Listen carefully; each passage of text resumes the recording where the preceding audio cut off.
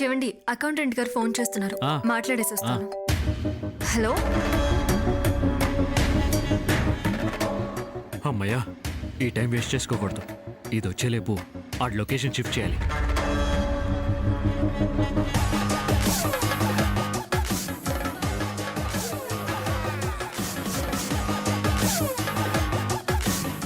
ఎతవల్లారా, ఇక్కడ ఎవరన్నా చూసారా మిమ్మల్ని? చూడలేదన్నా. సరే, ఎవరికంటా పడకుండా ఇక్కడి నుంచి వెళ్ళిపోండి. ఈ సంగతి నేను చూసుకుంటాను. అలాగన్నా.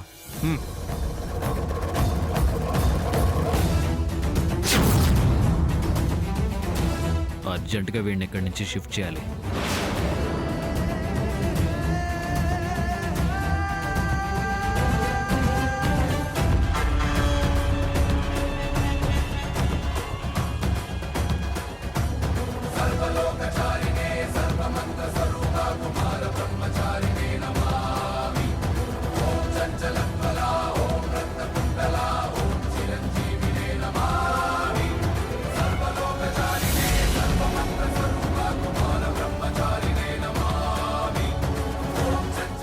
ఎక్కడైనా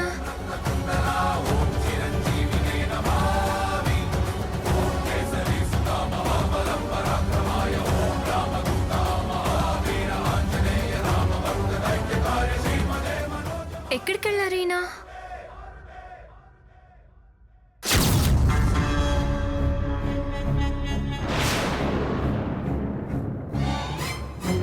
ఇక నా వల్ల కాదు బెదరు. ఓపిక నశించింది, నీరసం వచ్చేసింది, మొత్తానికి విసుగొచ్చేసింది. నిన్నెక్కడి నుంచి తీసుకెళ్లాలనుకుని నేను ఇబ్బంది పట్టం కన్నా ఇక్కడే నేను చంపేయటం బెటరు. డాక్టర్ ఎలాగో మనోడే కదా, ఆడిని ఇంకో సూట్ కేసుతో కొట్టి నీ బాడీని ముక్కలు ముక్కలు చేయించి ఆ అనుమానం రాకుండా పూర్తి చేయమని చెప్తాను.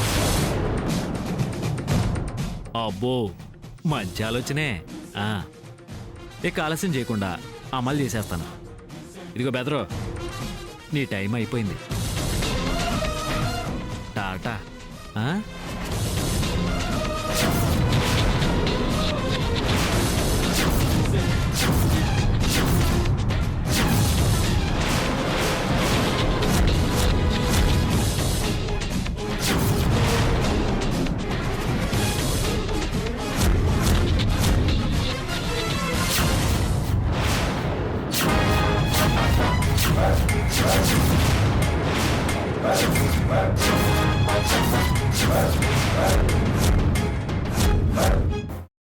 అమ్మా, అలాంటి వాళ్ళది నిజమైన ప్రేమ కాదు, అది వ్యామోహం.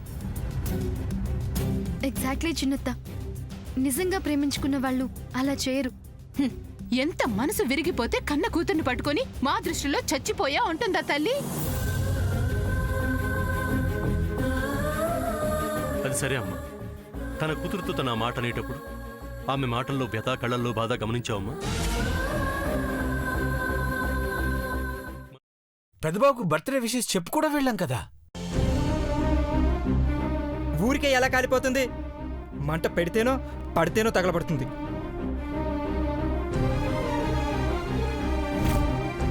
కరెక్ట్ చిన్నబాబు, నీకొచ్చినట్టే నాకు డౌట్ వచ్చింది. పార్వతే షర్టును తగలబెట్టిందనుకుంటా.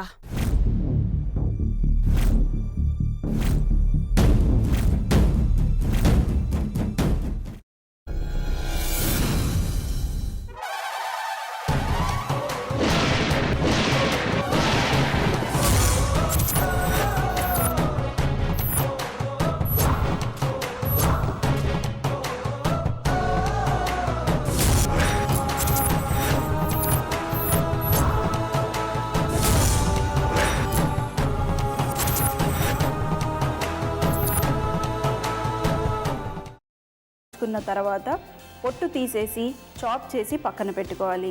ఒక ప్యాన్లో కొద్దిగా నూనె వేడి చేసి అందులో ఆవాలు, మినప్పప్పు, శనగపప్పు, కరివేపాకు, సన్నగా తరిగి పెట్టుకున్న ఉల్లిపాయలు వేసుకుని 1 నిమిషం పాటు వేయించుకోవాలి. ఆ తర్వాత కాల్చి కట్ చేసి పెట్టుకున్న వంకాయని కూడా అందులో వేసుకుని బాగా మిక్స్ చేసి బౌల్లోకి ట్రాన్స్ఫర్ చేసుకుని అందులో తగినంత చిక్కటి పెరుగు లేదా పల్చటి పెరుగు వేసుకుని మిక్స్ చేసి అన్నంతో కానివ్వండి, చపాతీతో కానివ్వండి సర్వ్ చేసినా చాలా బాగుంటుంది.